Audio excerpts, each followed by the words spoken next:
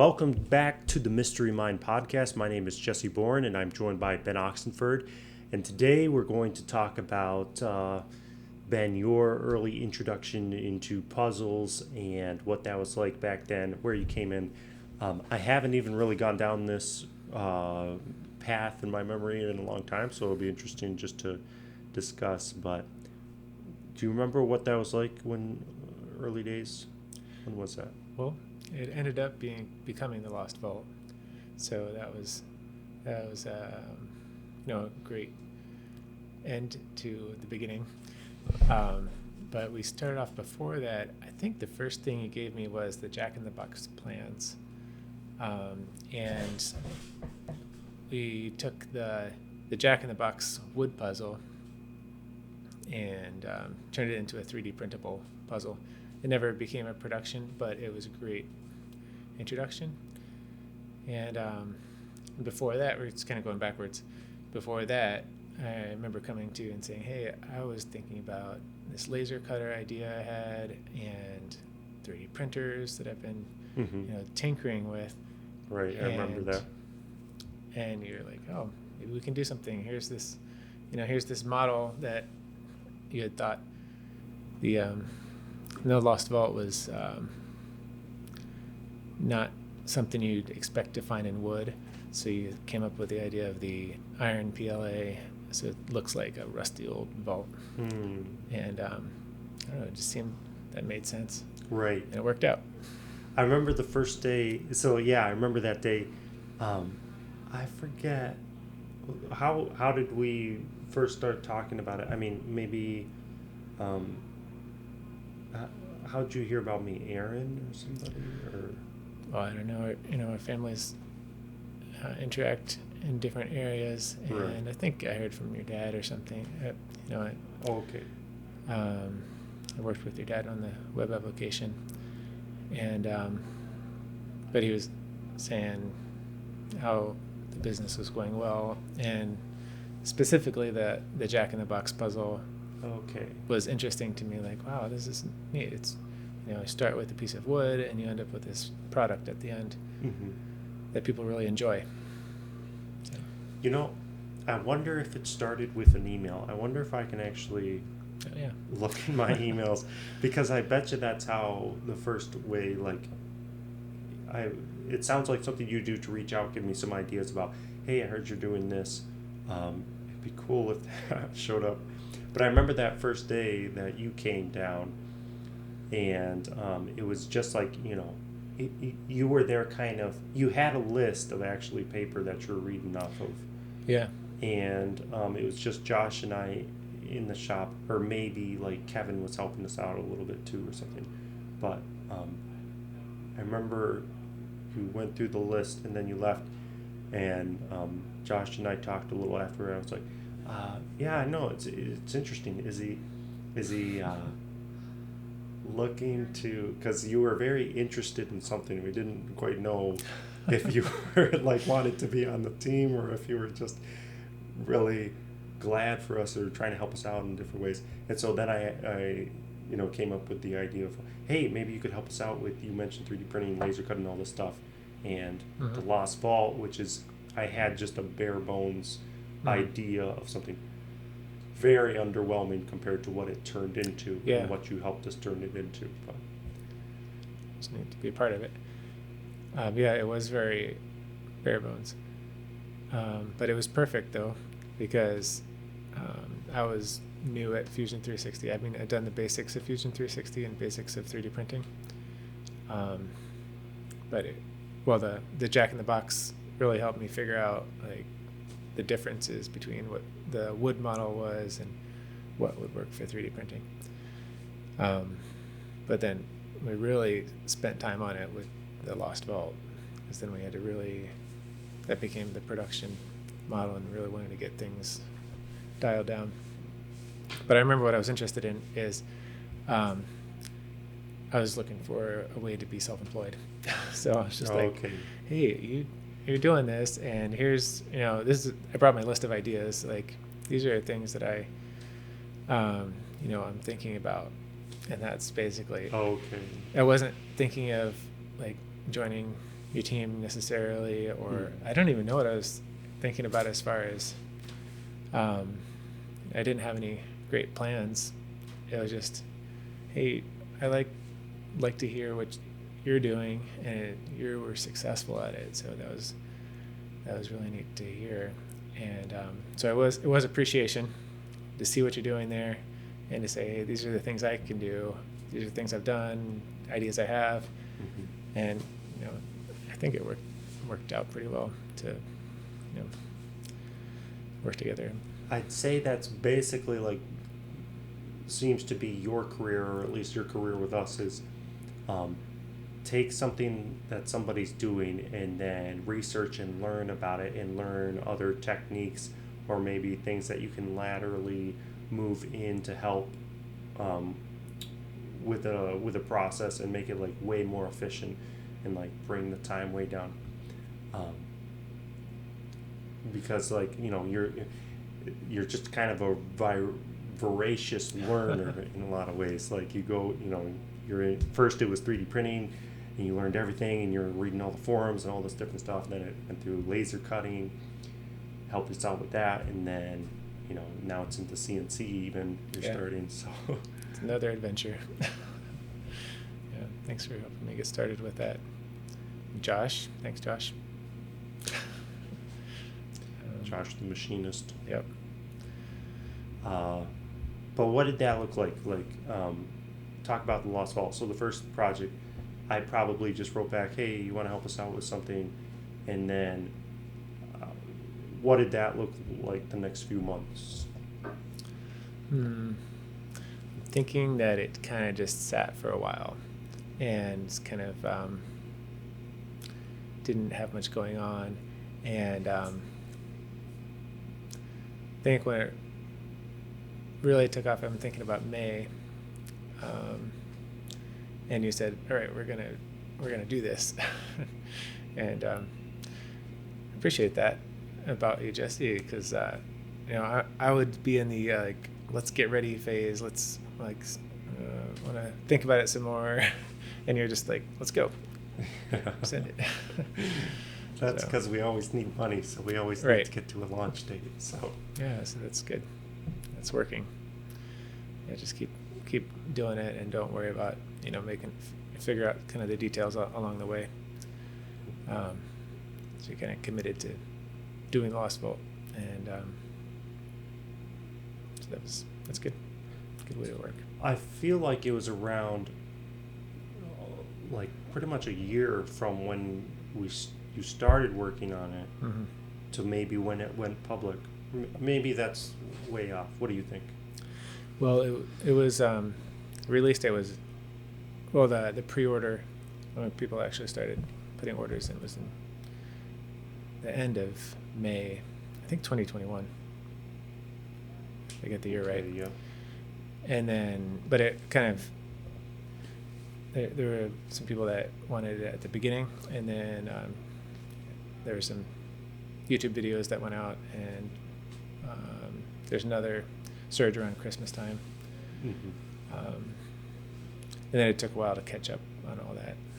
I'm pretty sure we basically started shipping the metal ones in the beginning of winter. I'm thinking September. Okay. I mean, that would have been pretty early. Like, we were only started shipping regularly in December and into January. Yeah, probably. I think that's when we started a good flow of getting them done. It's been a while. Yeah.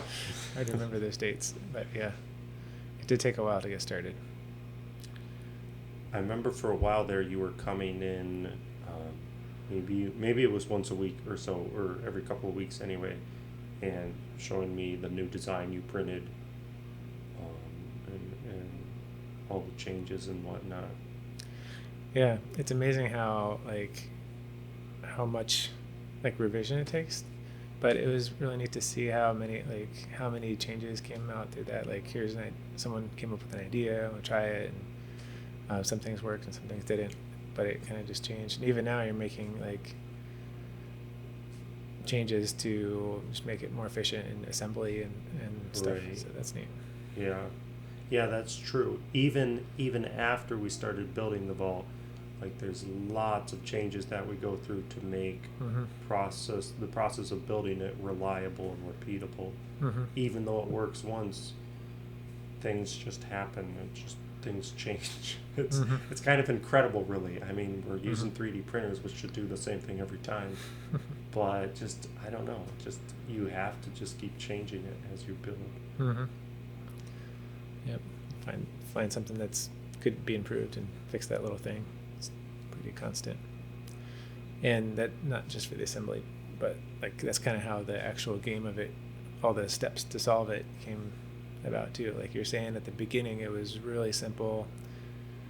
There was like nothing on the front door. It was just like this one little turn plate on the bottom. I think that's all there was. You just open it up and like rotate the bottom base, and that unlocks something in one of the sidewalls. I think that was the original idea. Yeah.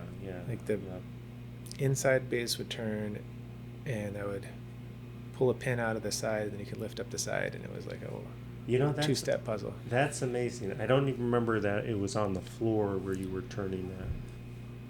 Yeah. Let's get the bars to come up. I still have that first prototype print in my garage sitting there. It's in blue PLA. It looks terrible, but it's fun to remember that process of improving it. So neat. Yeah. And then, so you got your own printer very soon. I remember I said, it was soon after I, said, well, you could help us out with this, and you said, hey, it was basically the email back or whatever. It was like, I bought my own printer already. I'm into it or something.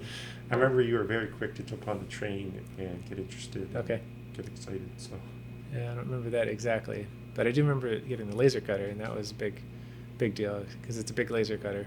Yeah, that's true. And I remember saying, hey, look, Jesse, and you're like, all right, let's make some puzzles.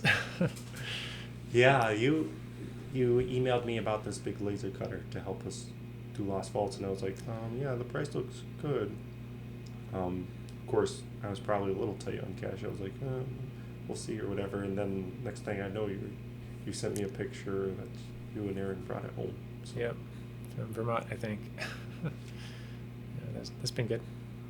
Nice. Now we're on that CNC machine, so that's like it's like stepped up learning. So Fusion 360 for 3D printing, and then the laser cutting, and then now the CNC. There's so many parts involved with that, with the work holding and the feeds and speeds and stuff. We've got a lot left to learn. So Josh and I talked a little last week about how we sort of just learn Fusion by doing, and we really haven't watched or read any on how to use the software. So we're not the best. Well, it's not the most academic approach. How is that from your perspective? Because I would say you're more of a learner in that aspect. Did you look up lots of videos and everything on Fusion? Yeah, I've watched a few videos. Yeah, and Fusion 360 was a little different for me because I started because I had to teach it. So I was at the high school, and they wanted me to teach CAD, which I'd never had before.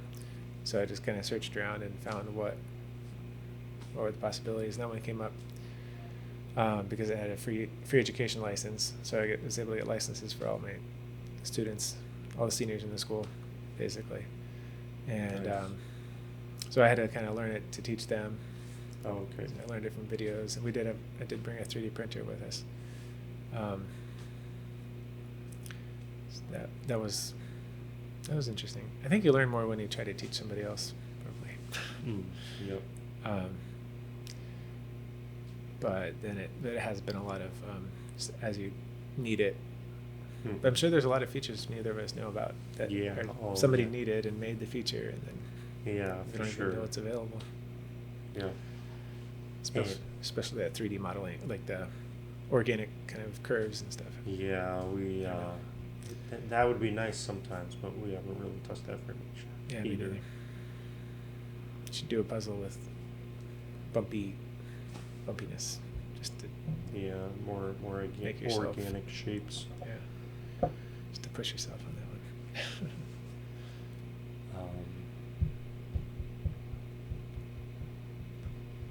So anyway, so we got the Lost Vault, and it took you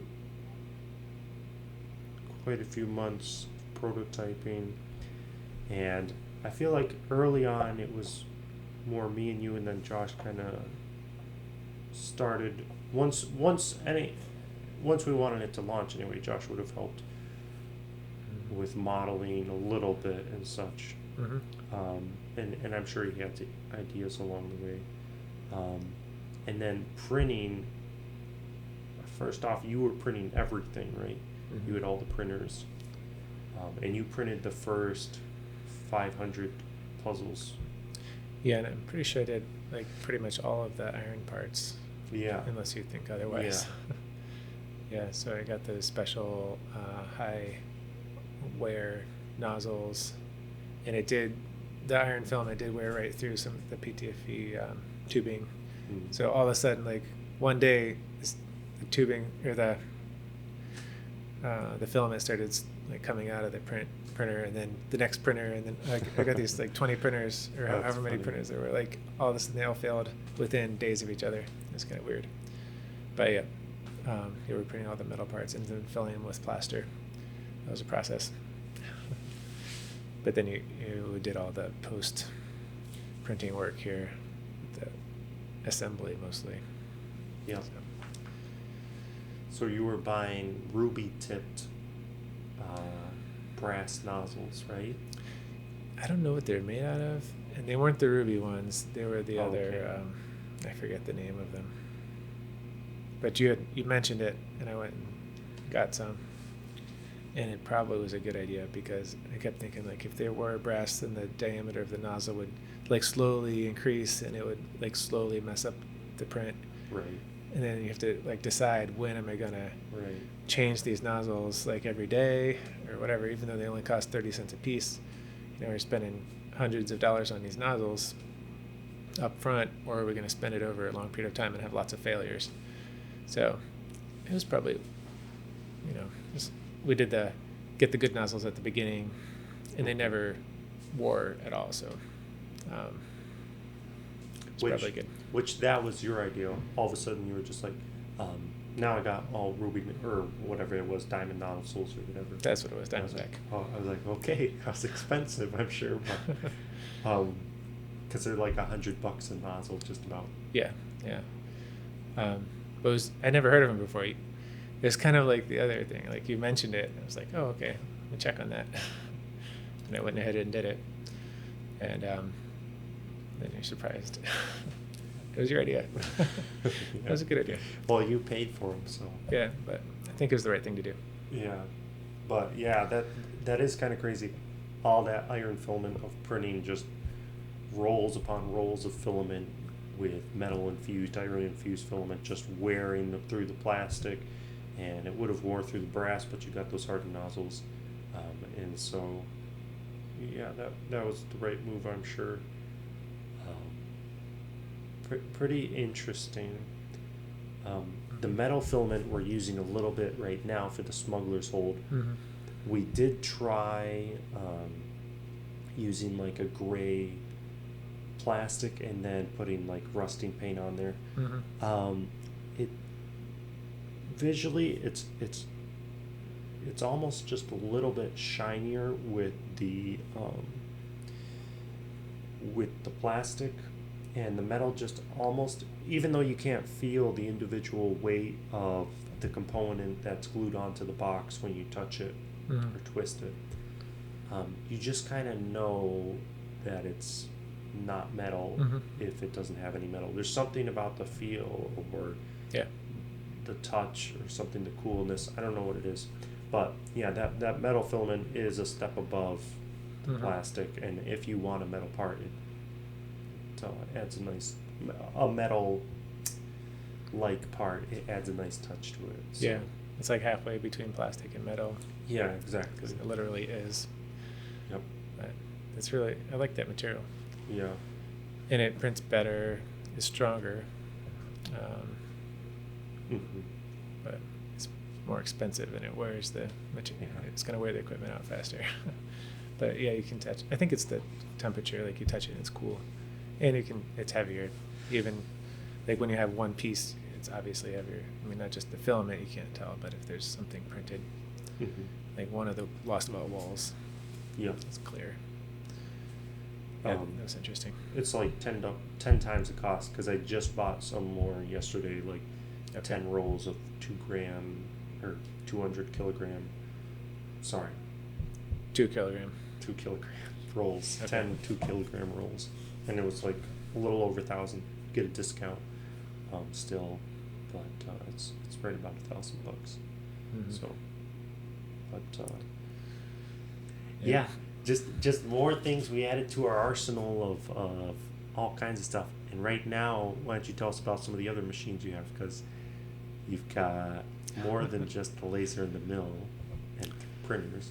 Well, actually, the only one that comes to mind is the fiber laser. So that's been interesting. So we just had the opportunity to get that along with one of the regular CO2 lasers that you ended up with. So the fiber laser was just marks the surface, basically, and it has a very narrow working area. The beam has to be focused, and it's a small area, and it just marks things, but it's really fast. It's really, like, you don't have any moving parts. All the moving parts are up in the head and enclosed. And I don't know, I think that's interesting. We were able to use it to cut through thin metals. So I thought we might find more uses for that in the future. I think that's interesting. Like, several times I've bought tools, and maybe hand tools or something like that, when I didn't really exactly have a plan for it, didn't have a product to put in or a need for it, but they turn out to be useful. Like, oh man, I'm glad I have this thing. Yeah. That's interesting when that happens. Yeah, often, and I've had that too, where I'm like, did I kind of overbuy for what I'm going to use? But usually if you buy something that's either well made or that is a new technology, you end up using it at some point. Yeah. I guess that makes sense, because there's a reason that someone took the effort to design the thing in the first place. It's not like this thing just popped out of the air, but it's, for every tool, someone's like really worked hard to make it solve a specific problem. And those problems are common to a lot of people that are making stuff or whatever product it is. But yeah. Well, you got the fiber laser, and you also have an injection molding. Oh yeah, machine. I forgot about that, and the resin printer, because I haven't got to using those yet. But yeah, that was kind of part of the package with the CNC machine. We started with this, the CNC machine is the big thing, but the idea with the resin printer and the injection molding machine is that we'd be able to resin print molds for the injection molder. So we have everything to do that with small, like 3 by 5 by 5 or whatever, some little small volume of injection molding.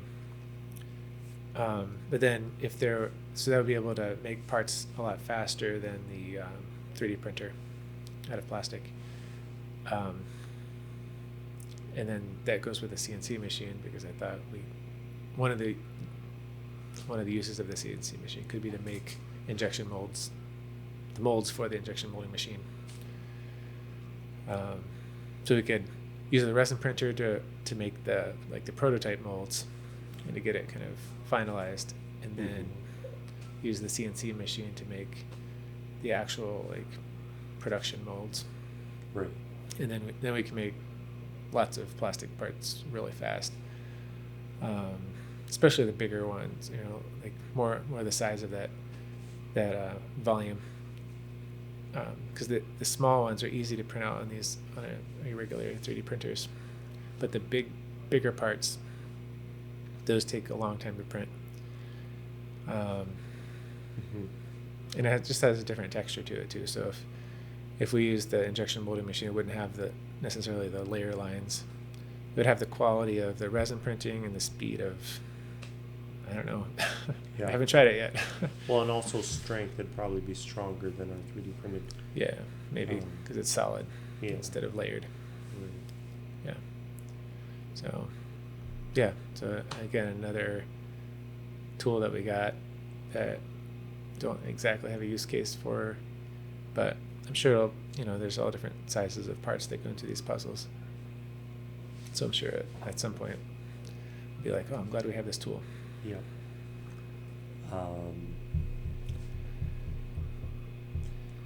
Yeah. So is there something else you want to talk about the history or anything else we're missing? Because I was going to transition to talking about our future without spoiling anything. So we're talking about the next puzzle coming up, right? So I don't know what I'm allowed to talk about. No, either. Let's see. Decide. I am working on the kind of the physical components of the puzzle. I guess we have 4. No, I'm not sure what to say. Trying to be cryptic. Yeah. You have to get it to find out. There's 4 of us working on it, so that's interesting. Yeah. And we're kind of dividing up the work 4 ways, I suppose.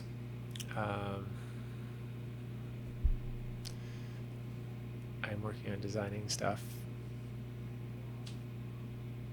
that's been interesting. Yeah, just the idea of making a game is something I want to learn more about, like how to make something fun and surprising. So you have a book about that. Yeah, I do. Yeah, I've read some of it. I haven't read the whole thing. I want to get back now that you mentioned that again. Yeah. But it's a slow process, like we're talking about with the Lost Vault. It's encouraging to think back about that, and that like it finally came to fruition after months and months, years of going back and forth thinking, and then finally one day it was like, oh, we're actually making back your investment on that. But I'm not sure what to say. Maybe if you ask some more directed questions, or you mentioned when it was, I had the concept, I know for sure because of when I got married and everything, and the timing of everything.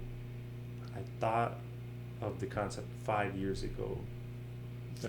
From in the fall, about 5 years ago, I was talking about it because I remember that conversation. So it's been in the works for a long time. So I think that was going to be the original thing that we're going to work on. We were going to work on this puzzle as the original one, but it was too complicated. And you said, let's try something simpler. So then you gave me the plans for the Jack in the Box. I believe that's what it was. Oh, yeah, you're right about that. Yeah, that's funny. That's funny because we're like tying back and forth to the past and the future. And and then the Lost Vault was the same. Like, I don't think we're ready for this next puzzle. This is going to be, there's too many parts and it's going to be complicated. And the 3D printing, and let's just do a plain 3D printing puzzle and not include all these other components that are going to complicate things. Now, looking back, I think that was a great wise choice because it's complicated enough just learning the one new thing. The 3D printing was new for both of us. So now we're adding another thing. So the 3D printing's like old news now, and so that just we're going to 3D print some of the parts, whatever. So what you're telling our audience is adding to another full... Moving on to a new field. Expanding. Yeah. Interesting. It's kind of new for the Jesse Bourne puzzle world. Yeah. And it should be fun.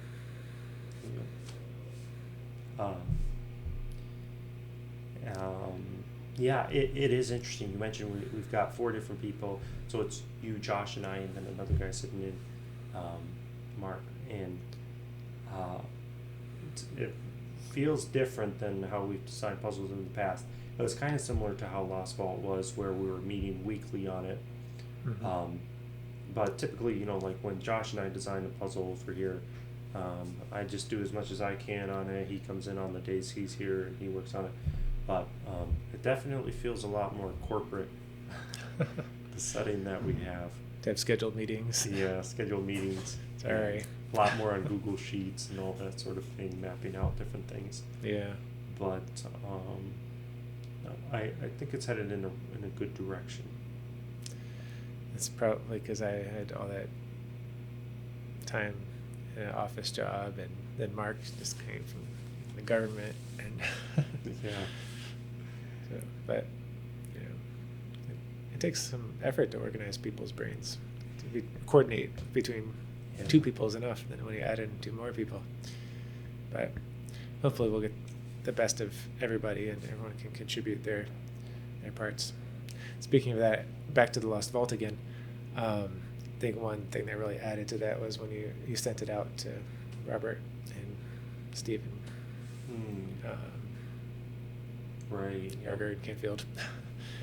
Yeah. And so they had feedback for you that improved. Yeah, that's true. Yeah. That's nice. It's nice to have some beta testers, especially guys that are at that level. Right. Fill in the blind spots, give you some feedback. Mm-hmm.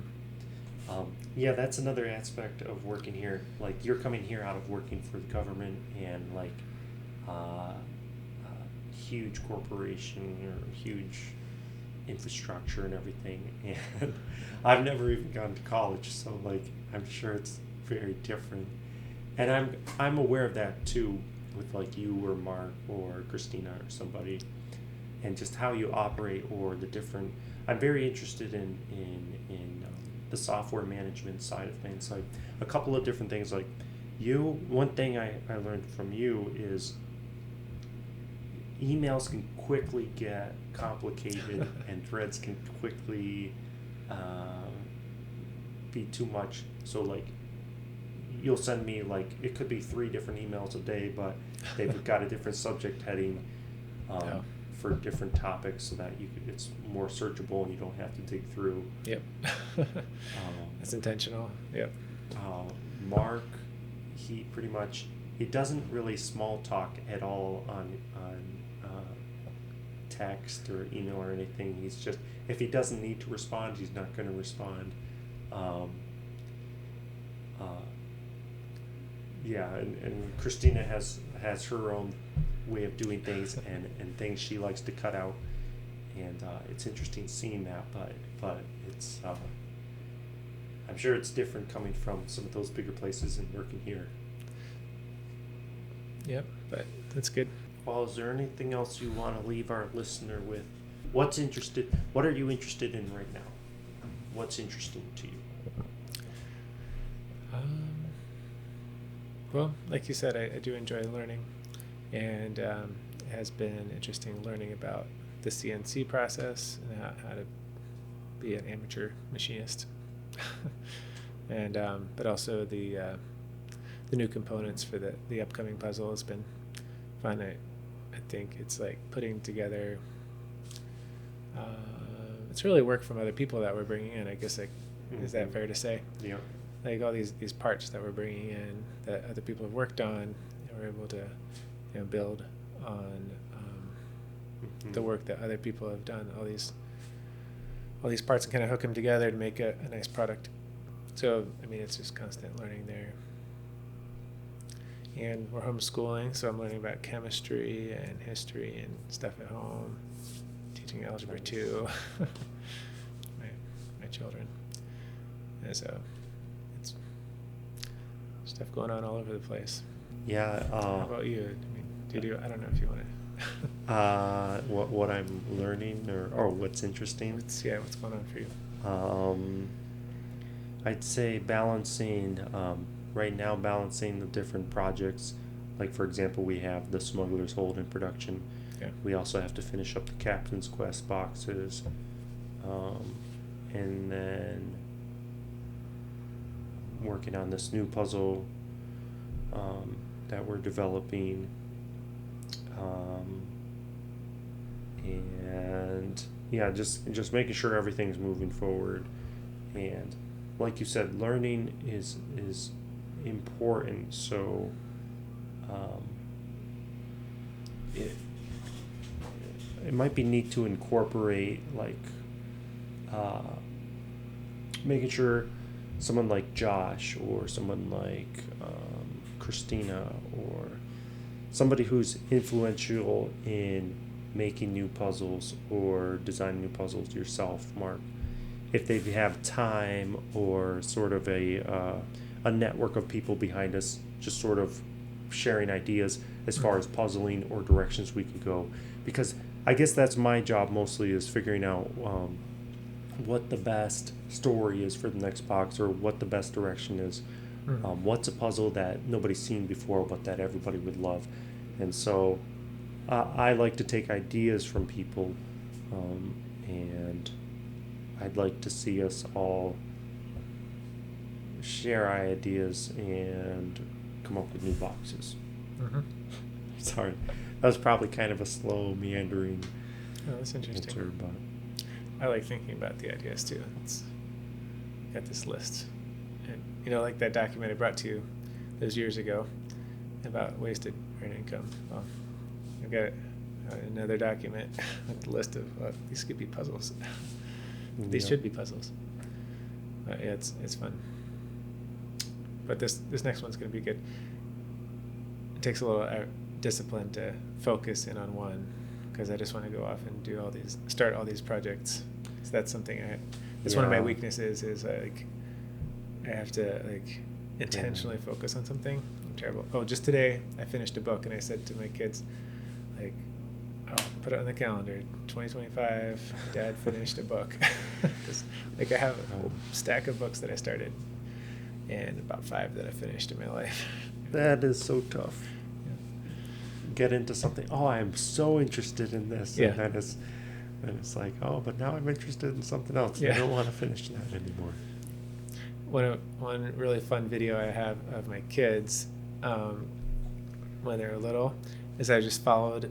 I don't remember who it was. Maybe my daughter. Followed her around with the camera, and it was at a park or something, and you can just see her she sees one thing and like go to the teeter-totter, and oh, there's something over there, let's go to the slide. Oh wait, I don't have time to go on the slide because there's the swings. I can't go on the swings because and eventually she came back around to the beginning and just took this big loop. Anyway, that's how my brain works. I have to watch out.